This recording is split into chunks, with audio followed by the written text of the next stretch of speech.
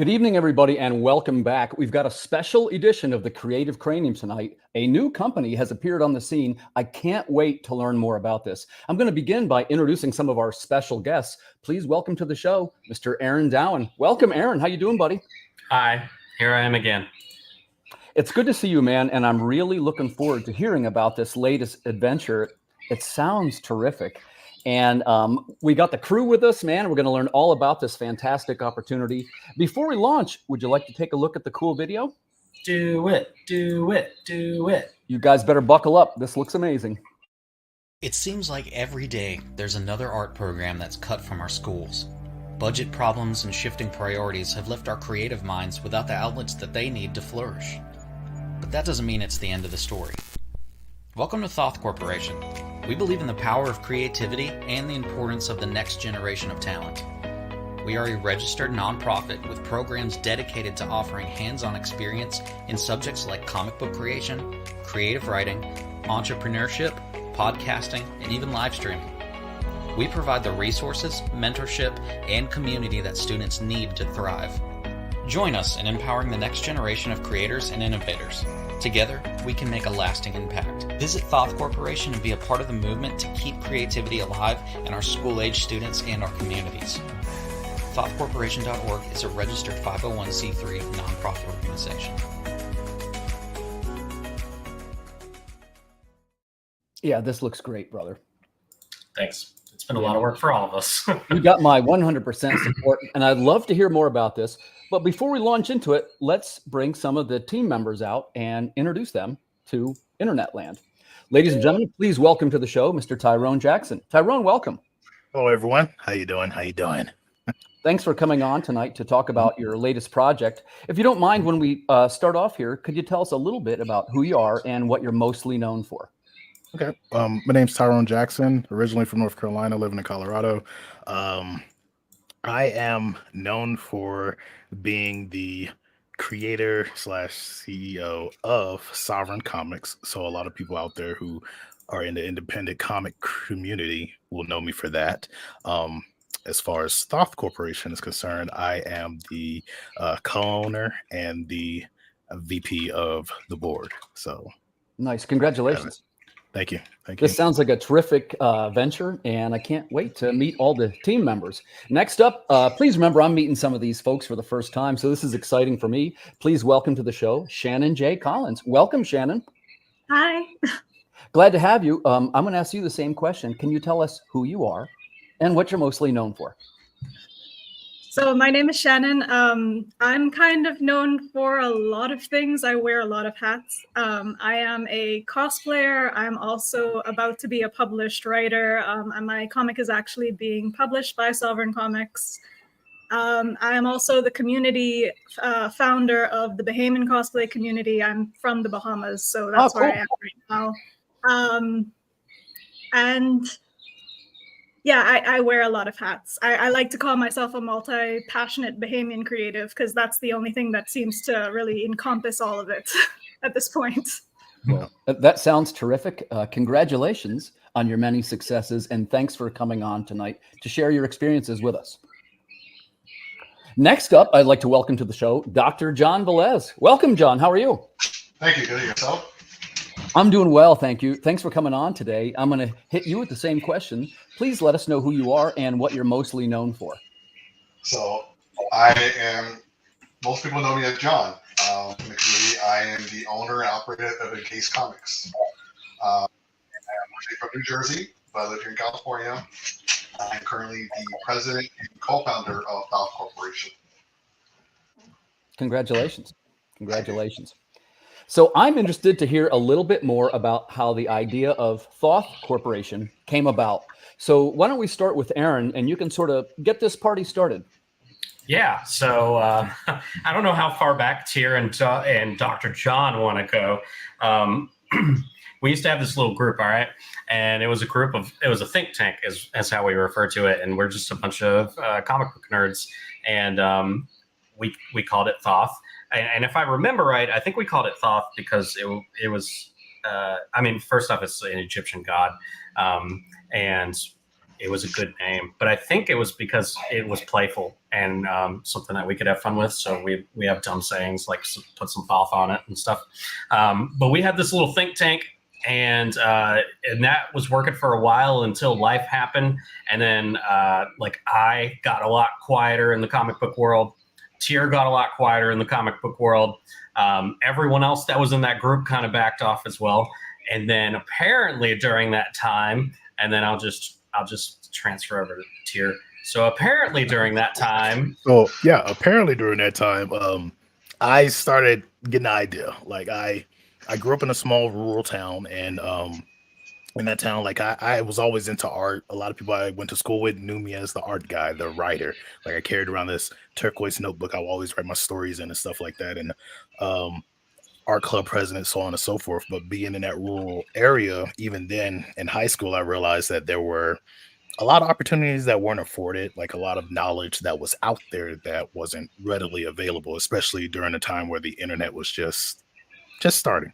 So I fortunately I had a mentor who helped me out, taught me how to do copyright of my IP and so on and so forth. And I was in plays here and there.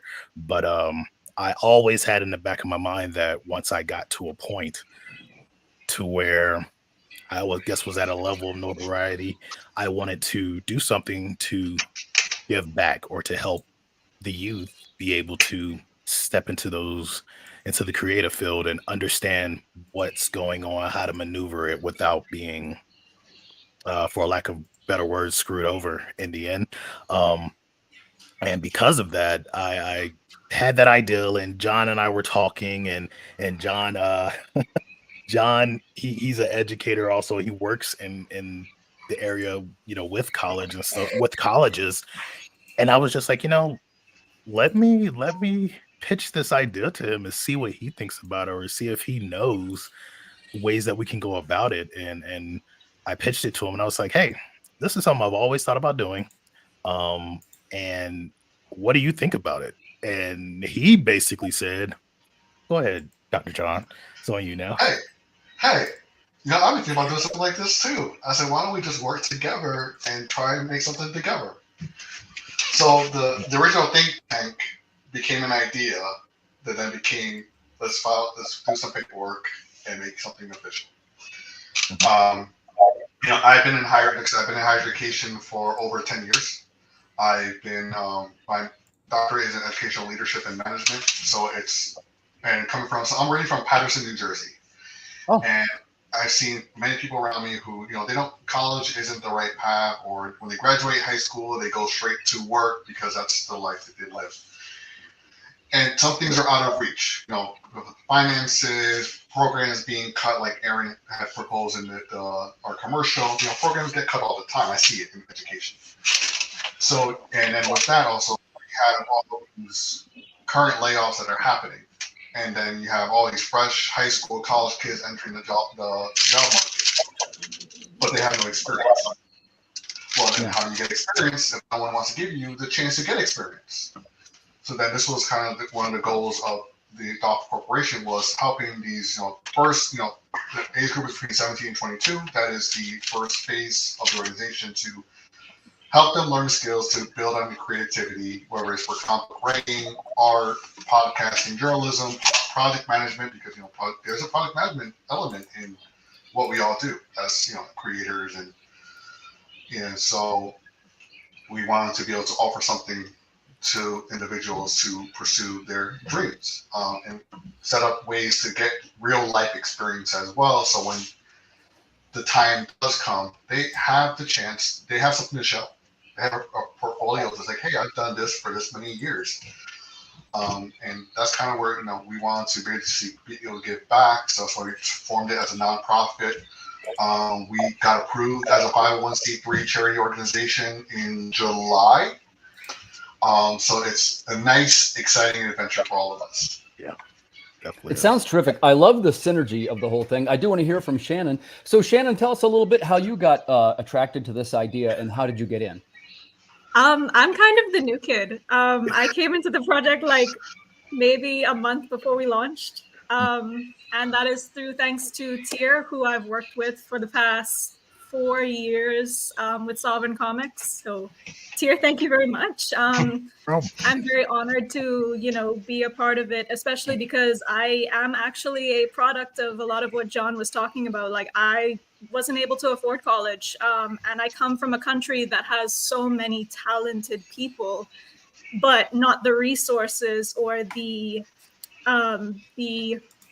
opportunity to pursue those things, even though, like I said, that's something that's very ingrained in our culture is creativity. So I was very much attracted to the idea when both Tier and John approached me about it. So I'm really just happy to be here.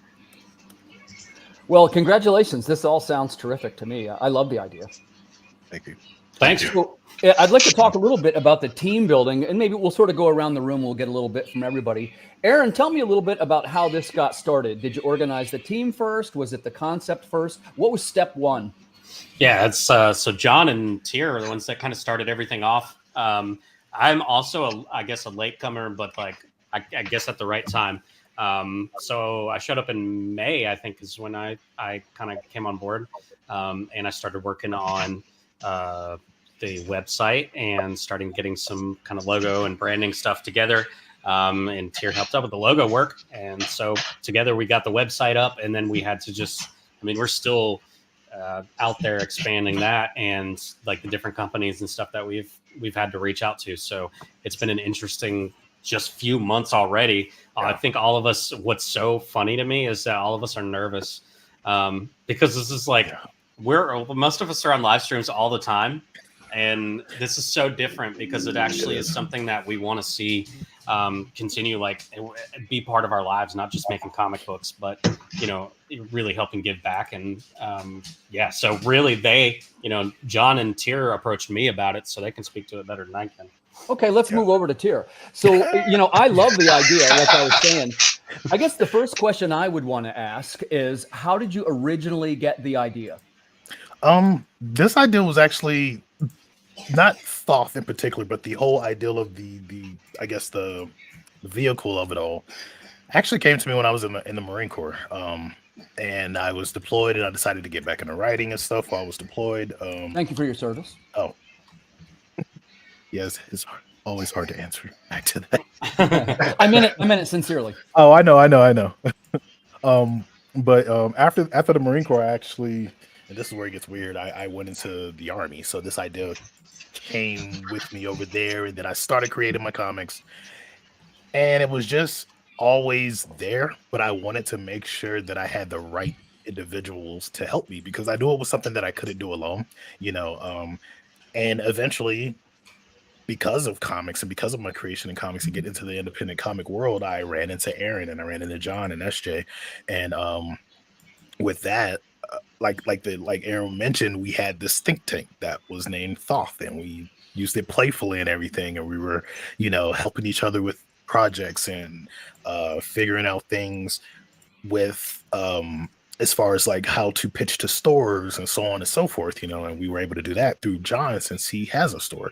And because of all of that, that idea came back, and I'm like, this might be the group. But of course, life happened for all of us, and we had to do our life thing. But John and Aaron and I and Mesha, we all kept talking, we all kept up, even though things were going on. And then I decided to pitch the idea to John, because I saw how, I think at that point, John had just got his doctorate, or I think he had just completed your doctorate at that time. And congratulations on that. Has actually motivated me to go ahead and get mine.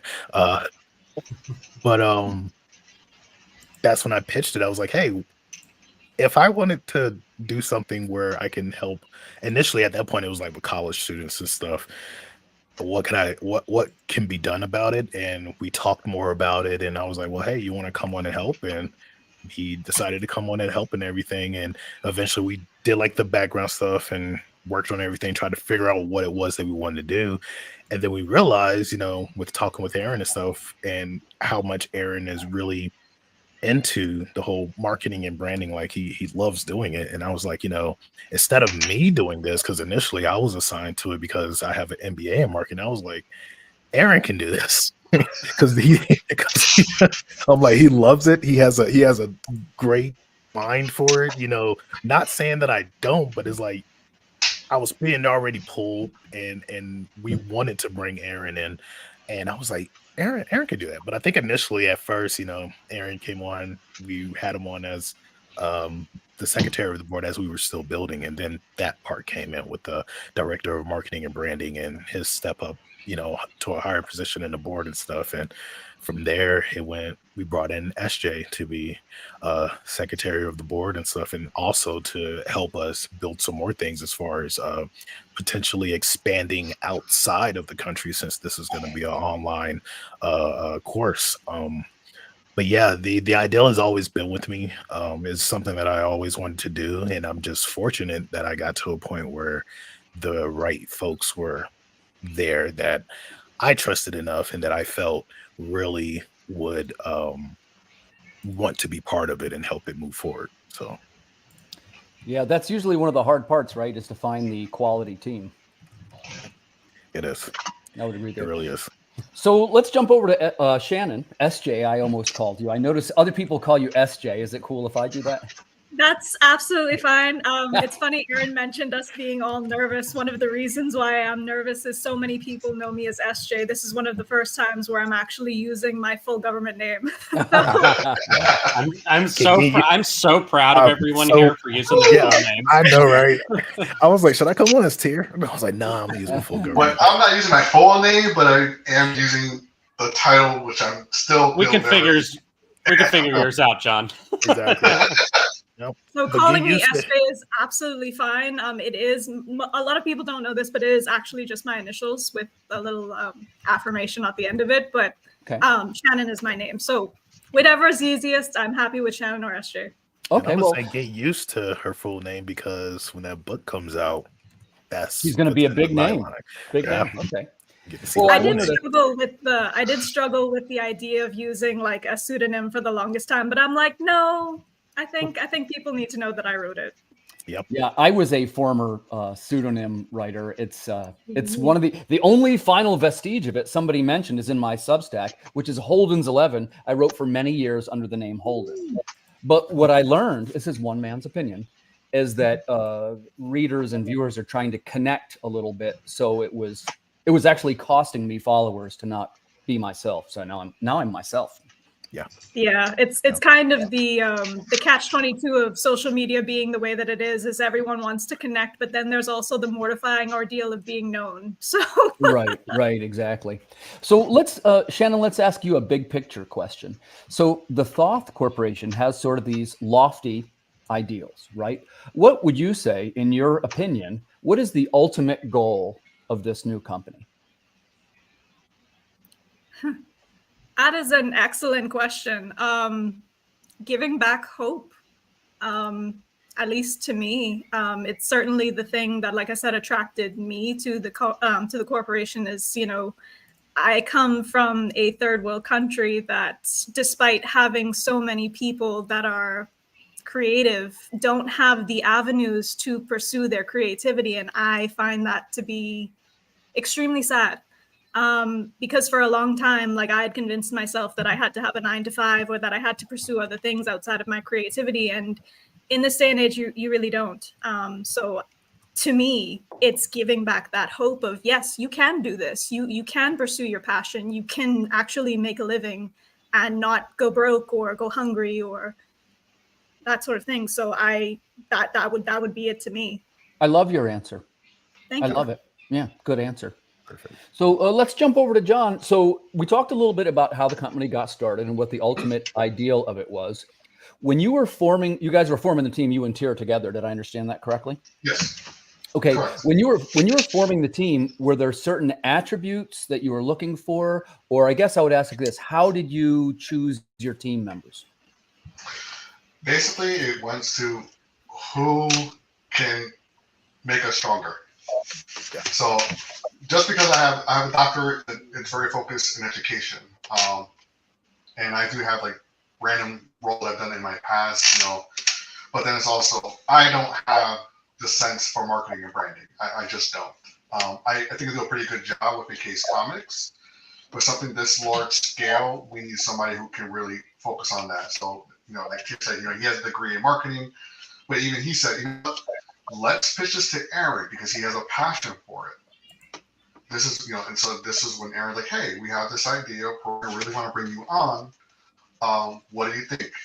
So it's bringing people who can really balance our weaknesses, push us to really use our strengths, but also people who weren't afraid to play devil's advocate. Because we all have our own ideas. Doesn't mean they're always the right idea. So it's like, hey, what do you think about this? And it's like, you know what, Jay, that sounds great. No, let's try it this way. Or it's like, I see where you came with that approach. Let's try something else. So it's a matter of people who are like-minded, but yet different, that they can still bring unique opinions to the group. And and that's what we were talking about. And then we also realized that we couldn't do this on our own. Me and Tia couldn't do this on our own when we first started it. We needed a third member, brought in Aaron, and we realized, wow, a lot of stuff is still happening. We still need help. Is there anybody else we think that can be brought on that would be able to help us, with this vision? And that's when Tia said, hey, no, let's bring SJ to it. And I was like, and I know SJ, we've chatted a few times, and so, we're like, okay, that kind of works, and here we are. And this is still a work in progress. There's still a lot to do. Nice. But this is how we kind of came to where we are. Nice. Well, it's very exciting. It's very exciting. It is. Yeah. So let's jump over to Aaron. Aaron, we're talking about marketing and branding, which is a subject near and dear to my heart. You and I have talked about this many, many times. In fact, if I'm not mistaken, that's Aaron's logo in the upper right-hand corner of this broadcast. Yeah. Yeah,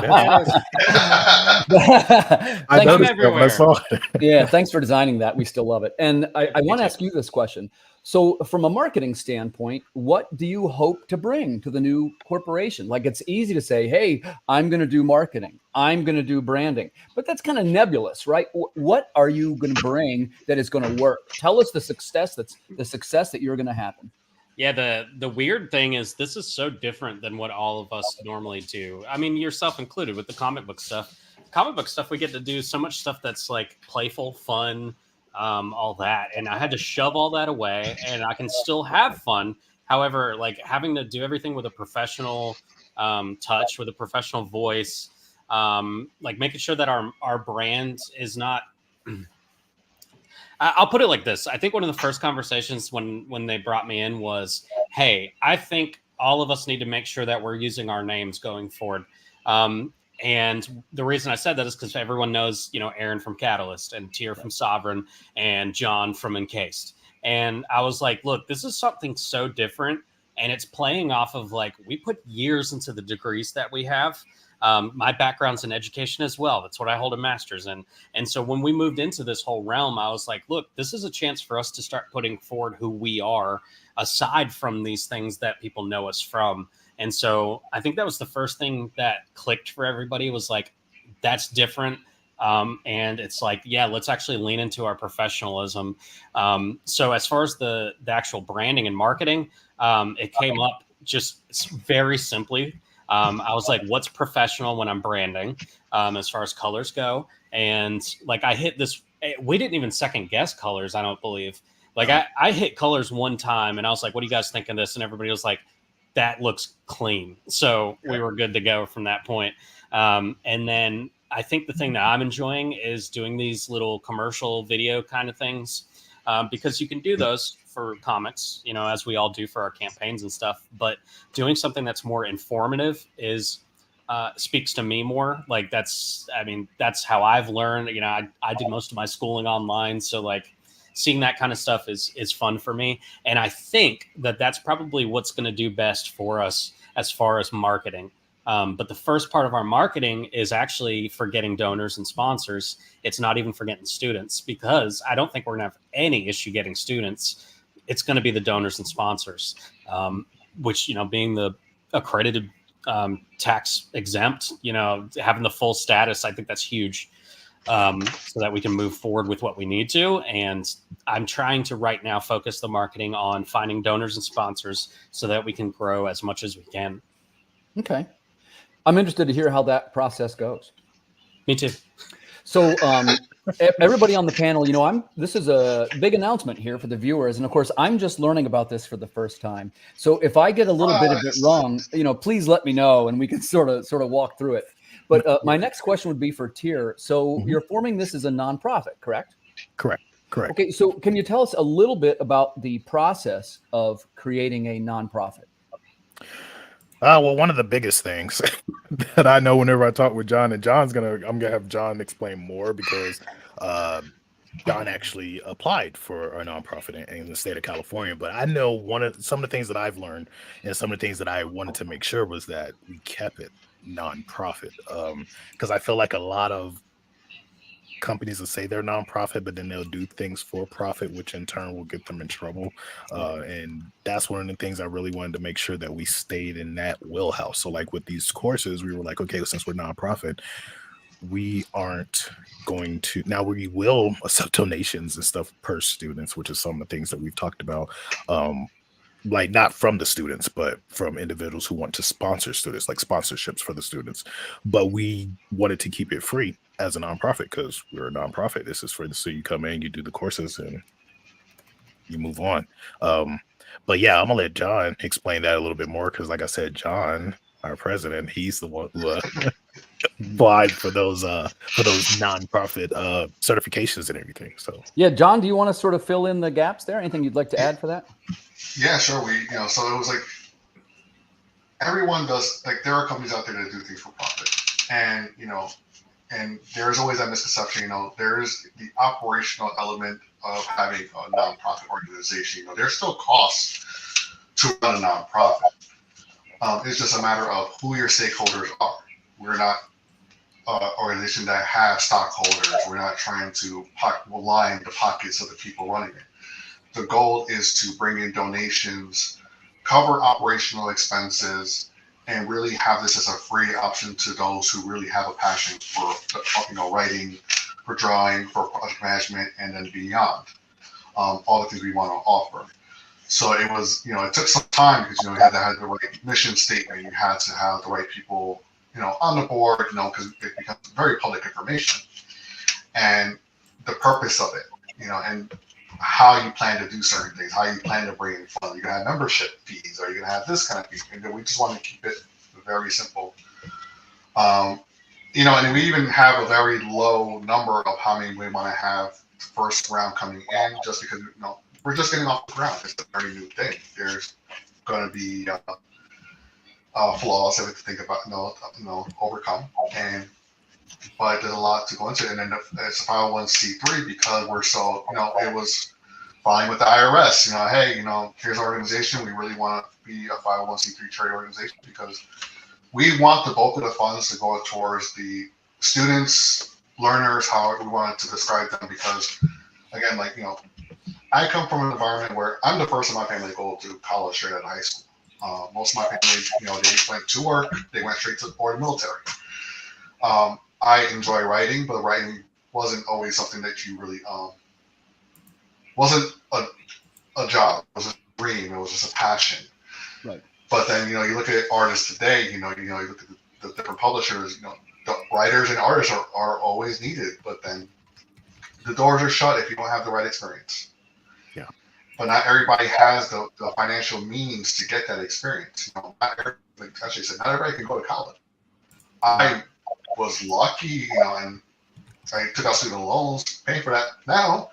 But that's how I did it. But doesn't mean, but college is always for everyone, but it's just an avenue to give individuals a chance to express themselves and really help them get a leg up. We won't guarantee it, but at least it gets a little bit of help. Yeah, get a start. And so that's why we we don't want this to be for profit. We want to just give back to the community. And that could be, your individual community, it could be the comic book community, however you describe it. We want to give it back to the art community, period. So that's kind of why we went to, like I said, it's very new. Like we just got the letter from the IRS in July. Oh, yeah. So that they approved us for a 501c status. So this is brand new. That is brand new. So now it's going, there's other things to go through, like, the different states, the different municipalities, make sure that, we have everything in order to keep our status. I like it. Yeah, congratulations. Thank you. So let's jump over to Shannon, because I sort of skipped her on that questions round. I guess I'll ask this one. You know, whenever you start a new team, this is one man's opinion. There's always a couple of challenges that you face in working with a new team. Can you think of any challenges, Shannon, that you faced in working with a new team in this case? And how did you overcome it? So far it's been pretty smooth sailing, to be honest. Tyr and I have a long history of working together, and the communication between us is near perfect. We kind of have a shorthand with one another that's very helpful, especially when integrating into a new group. I've known Aaron and John for quite some time and have had relatively mutual dynamics with each, in terms of like being on lives for Sovereign Comics or even my cosplays. So we were all sort of friendly with one another. But I would say my biggest challenge is just being the new person and probably the one with the least amount of experience. But I find that also gives me a unique perspective. So it's to some people it might be a challenge. To me, it's more of an opportunity to interject. Yeah, to grow and interject, and also have just an opinion that someone of my experience and background would have. Good answer. Good answer. It sounds like a terrific team. It's definitely, I can feel the energy coming off this project. It's a very, very positive energy. Yeah. So Aaron, let me ask you this question. So as John was saying, we're at the very beginning of this project. So in your mind, where do you see it being in 5 years and then in 10 years? Oh man. So 5 years, I would see probably a pretty decent swath of, at that point, alumni. So we would have some that maybe did multiple courses through us, because this is not set up to be just a one and done. It can be if people do choose that, but we would love to see students we've talked about do about 3 or 4 semesters per, whatever lane that they choose. Those lanes are going to increase over time. We just wanted to focus in on 3 areas, which are journalism, project management, and comic book creation. As you know, comic book creation will immediately have to split into multiple after that introductory course. So we're planning on, having a good solid group of alumni that got involved and hopefully are still excited about it afterwards and can tell more people about how it helped them. And for us, we constantly talk about the day that maybe we'll get a message from someone that went through it and was like, hey, I'm doing my first cover for Marvel or something. Because that's just that's like, we made some sort of difference. And we started off that commercial with a very realistic, and I mean realistic because I screen capped my own screen and scrolled through. All I did was look up art program closures. And so I just scrolled through that for a second while I was talking for the voiceover, and it is something that has to be addressed. I don't want to see creativity die. And I know a lot of people would argue that it can't, but I feel like it's just one generation away from just absolving, especially if no one feels like they're getting the resources, the backing, or in today's climate, why do I need to learn this stuff if I can have a program do it for me? And so these kinds of things are what we look at for the long haul. Is we want people to stay creative, to not be afraid of using programs and knowing why to use them and how to use them. That's going to be a part of some of our coursework. Is when it comes to AI, like none of us in our group, we're not terrified of AI. We want people to understand how to utilize it ethically and what your rights are against it as well. So that's going to be evolving throughout the next few years as we kind of progress in this. But everyone that's on the board right now, like we have all very much said that we want this to be what we do. For me, I want this to become what I do full time, which, I could talk about that so much more in a different setting, but I've said it and I would say it here too. Like I would rather see this take off and make it than I would with my Catalyst stuff, because I can always write. I'll write somewhere, anywhere, but like this kind of thing is not something that everyone's doing. And that's why I think we need to be able to push it forward. Well, another great answer. You know, Aaron, you and I have talked about this. If you want to be really successful, find a way to help someone else. Yeah, Right? absolutely. I 100% agree. Let's jump over to Tier. I want to know a little bit about, how do I want to ask this? Who the ideal customer or student is.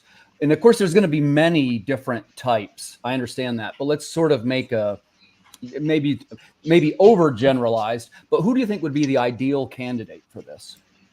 So some of the things that we were talking about, that was like actually one of our biggest bullet points as we were building things, is like, who did we want this to be for? And we've basically come down to the decision that it will be for high school students and college students for now, you know, starting, I think, at the age of 16 and 17, and then up through 21, 22, you know, to catch that college age and that like sophomore, junior, senior age in high school.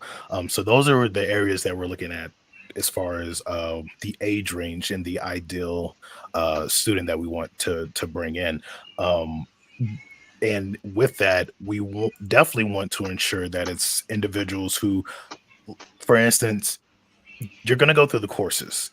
If you don't know how to write, that is fine. You will be taught how to write. If you don't know how to project manage, you'll be taught. If you don't know how to write for journalism, you will be taught. That's the reason why we have the courses. So our thing is that we really want it to be for individuals who have that inkling in them, where they're like, you know, I want to write, but I don't know if I can, or I don't know if I have the ability to, or I need help, you know, which is one of the reasons why it's free, because you can come in, sign on, get approved, and then from there, join a writing course. So we definitely want to make sure that it's individuals who, no matter what background you come from, that doesn't matter. We just want to make sure that you want to learn first and foremost, and then behind that you are actually into the arts. Because I know, like, I've had conversations even growing up and as an adult, when folks found out that I couldn't draw and could write, and they're like, well, what are you going to do that? What are you going to do with art? What are you going to do with art in the world? Which is typically some of the questions that I've gotten, and I'm pretty sure everybody up here has gotten the same question. Sure, yeah. And it's like, and what I would do is I'll just point to a car, and I'm like, how do you think that car got there? And they'll just look at me. I'm like, an artist had to design that car before it actually even went on to engineering.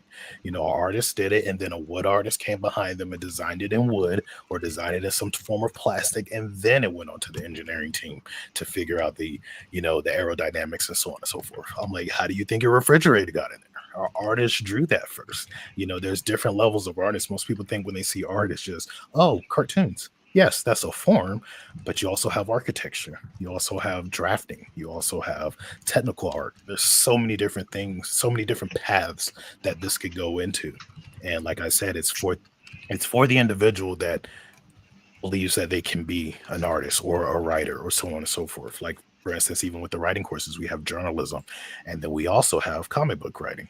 But we would eventually like to increase that to novel writing, prose, short stories, movie scripts, so on and so forth. Because there's, you know, even writing for a commercial, like like that's a form of creative writing, you know. So that's our big deal. We really want to make sure that the individuals want to learn first and foremost, and then from there, know what it is that they want to learn about, even if it's all three projects that we have at all three courses that we have at the moment. If you want to do that, that's fine as well. Well, sounds good. Sounds good. So let's jump over to Shannon. Shannon, can you tell us a little bit about, you know, it looks like you got some great programs. And to be honest with you, I'd be interested in some of these programs, although it sounds like they're aimed at younger folks and not necessarily old fossils like myself. Let me caveat that real quick.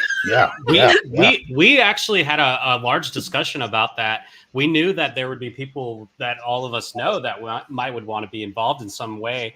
And what we figured out is, the company that we're using to raise money through is called Give Butter, and you can do events and things like that through them. And what we all came to agreement is we want to do workshops, maybe a monthly workshop, and it's just a different topic every time. And we figured what we could do is anyone who's a donor can sit in on the workshop and they can see the kind of work that we're doing with our students. The workshop would be for the students, but anyone who's a donor would also get to take place in that and maybe learn something if it's something they're interested in. So we did figure out a way that we know we can bring in more people to actually consume the content as well. Or even people that are, well, and I'm sorry, sometimes to help me understand things, I frame it around how I understand it. But people who maybe already have had some other job and they're looking to learn this maybe later in their career. Yep. Oh yeah, definitely. Yeah.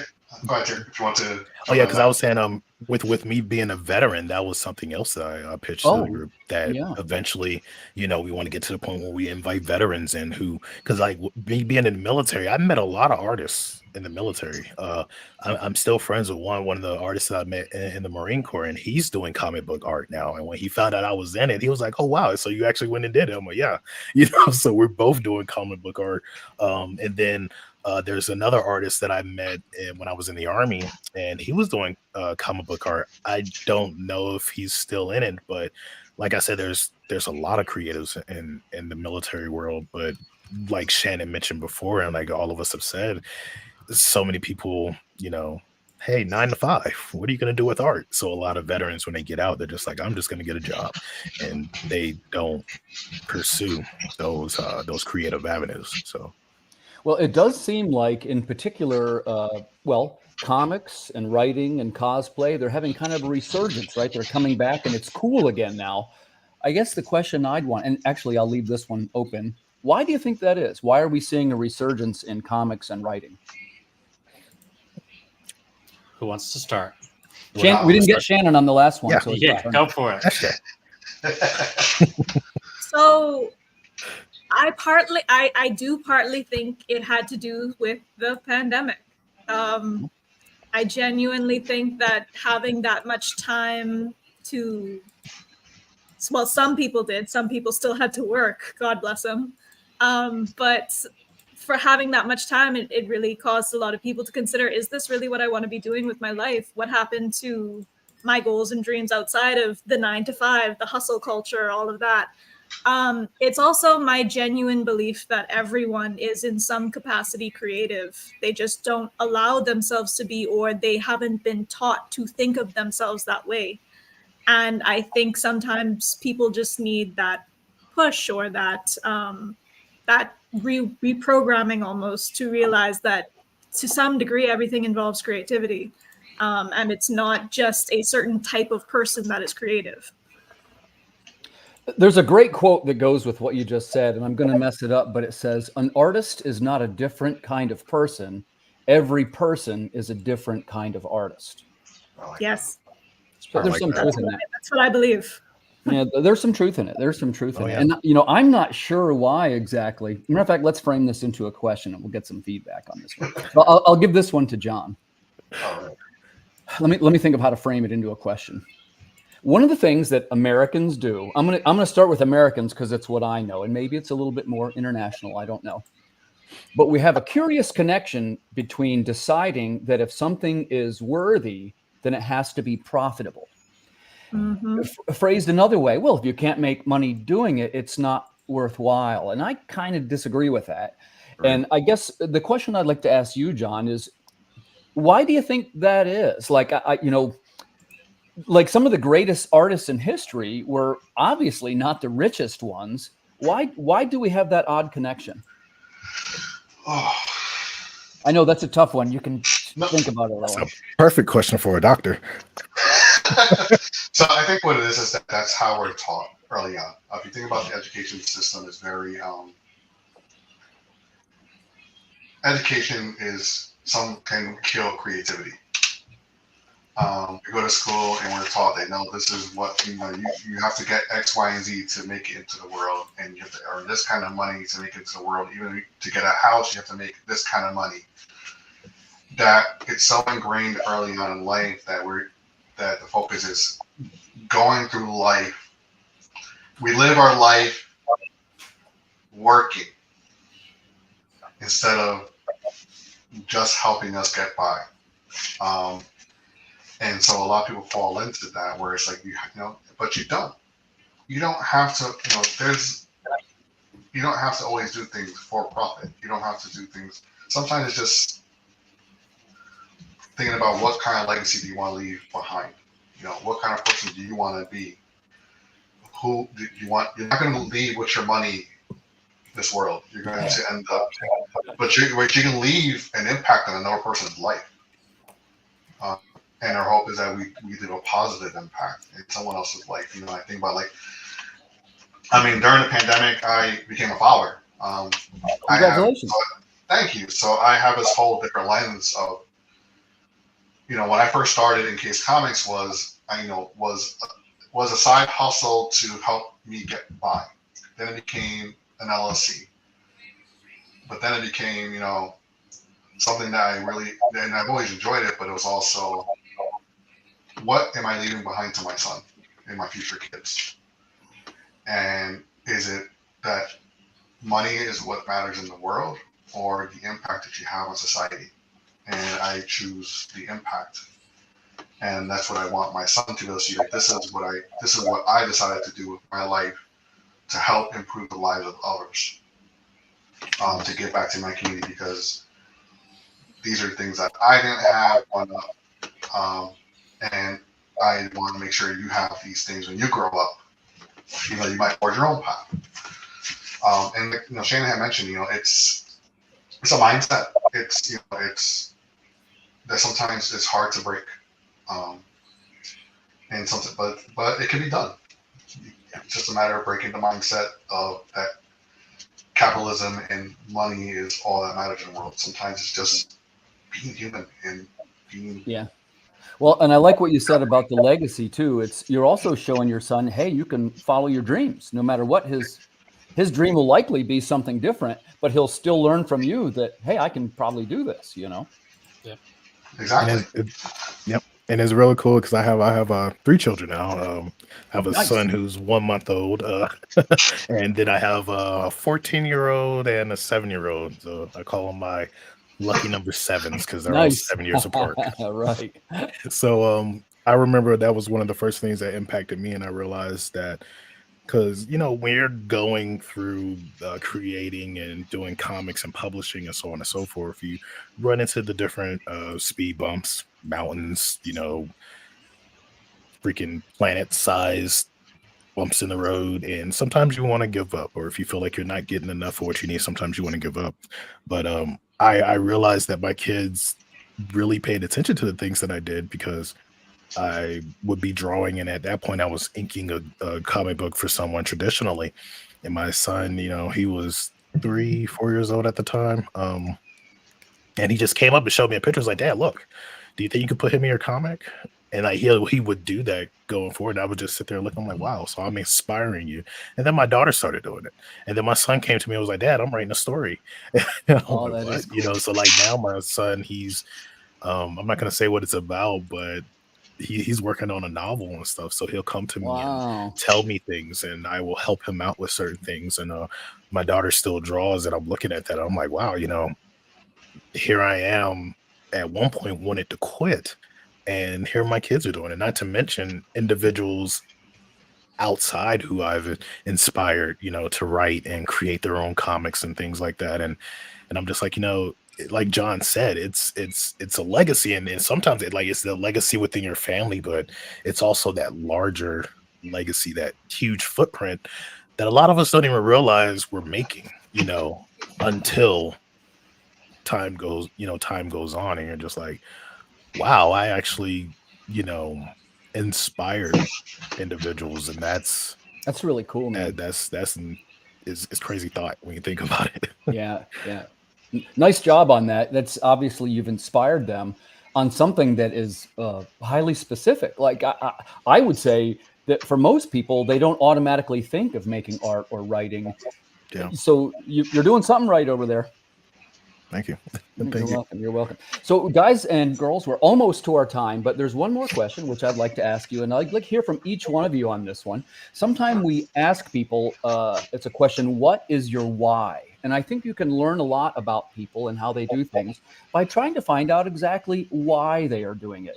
And every person's different. There's no wrong answer. For some people, it's money. Some people, it's love of the craft. Some people, it's legacy. I think sometimes you're going to have different versions of what is your why. So let's start with Aaron. Aaron, why? Why are you doing this? Yeah. Can you pull up the website real quick? Yeah, man. The homepage.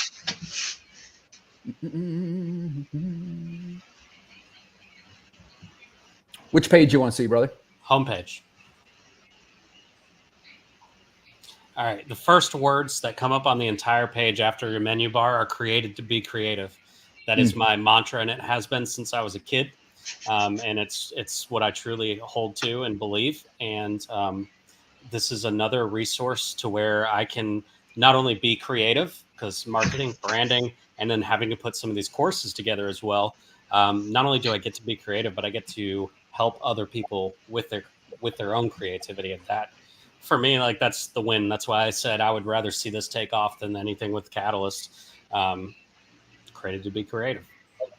Cool, man. Good answer. Tier, same question. There's a lot of things that you could be doing. Why are you doing this? First, I want to mention that creative to be creative. I remember when I first saw that from Aaron. I think he posted with something pertaining to Catalyst, and that imprinted on me.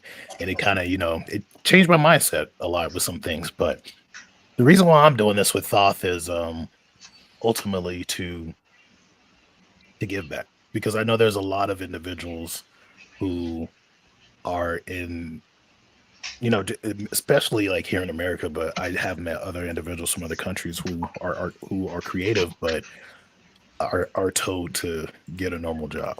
And I was one of those, I was creative, but I was told, well, you're going to have to get a full-time job, because that doesn't always work. Things don't always go the way that you want them to go. And also growing up, I grew up near Camp Lejeune, and we knew that Marine Corps is the hardest branch out of all of them. So when folks found out I was going in the Marines, they were like, oh man, I hope you make it. And then when I realized I can make it off of Paris Island and go into the fleet and so on and so forth and deploy 3 times and make it back home, I was like, art's not that hard. This isn't going to be that hard, if I've done all of that. And that's one of the biggest things with Thoth that I want to show individuals. Like, if, all of us up here have come from different walks of life, but we all came to this point where we want to help creatives create, or help individuals recognize that they were created to be creative. Sorry, Aaron, I had to use that. It's a good slogan. It is. It really is. I love it. And I think with Thoth, that's my whole point with this. Is like, I want folks to understand that, like, you don't have to listen to the individuals who are saying, get a real job. Art's not going to get you anywhere. You have individuals now who are going to help you to understand that art is a real job. And if that's what you want to do, by all means, do it. And as far as comics are concerned, I've been writing since first grade, and Stephen King, like I've said this all the time, Stephen King was always one of my favorites as far as like creativity and stuff. And I just, in that aspect, 1 is to leave a legacy, and 2 is just to see my creativity out there and just seeing what people think from it, what their insight is, what are their fan theories, and what are their fan guessing. And that's like some of the most funnest things when individuals read my comics and they come back and like, and they give me their fan theories. Like, that's the type of stuff that I want to see. That's the type of stuff that I want to be part of. So as far as comics, that's why I create, to leave a legacy ultimately. And then as far as Thoth is to help those who are creative understand that you can make a living being creative. Good answer. Thank you for sharing that. Shannon, how about you? Let's jump over to you. What is your why? I feel like I have a few. for one, it definitely, like what John led with legacy really hit home for me. I have basically dedicated the last 5 years of my life to building the Bahamian cosplay community, just because that was my legacy. I've also always wanted to be a part of something bigger than myself. I never actually joined the military, but it was a goal of mine at one point, simply because of that reason. I really resonated with what Aaron said in terms of created to be creative, because that fits too. But I also have a selfish reason in that I feel like I am also the product of what happens when you try to fit into a mold that doesn't fit you. I've tried very hard to listen to people who told me I should get a 9-to-5. I should just do what I have to do and pursue that. But I made myself extremely sick this year, at the beginning of the year, for about 6 months, because I've been going hard at that and it's clearly not fitting. So this is kind of like, you know what? Maybe it's time to make a leap of faith. And I'm doing it with people that I admire and respect.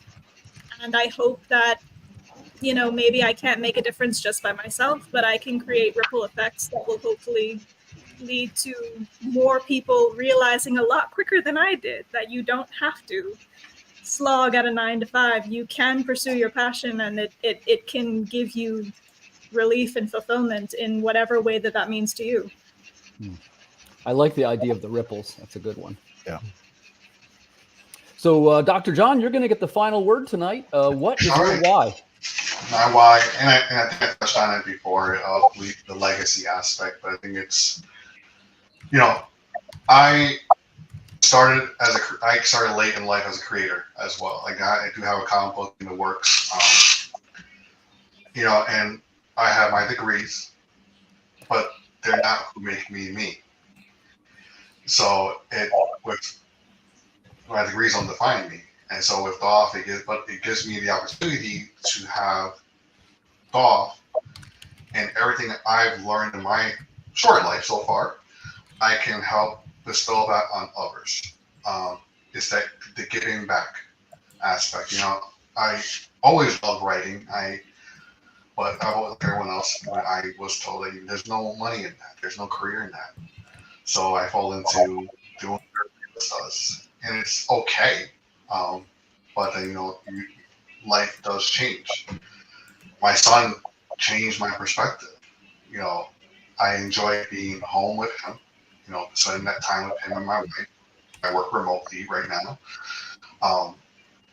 but it's not the normal 9-to-5. And with DOF, I hope to show others that you don't have to. You can set your own rules. You can create your own schedules, your own life, how you want to do it. It's, again, like I'm going to go back to Aaron. Created to be creative.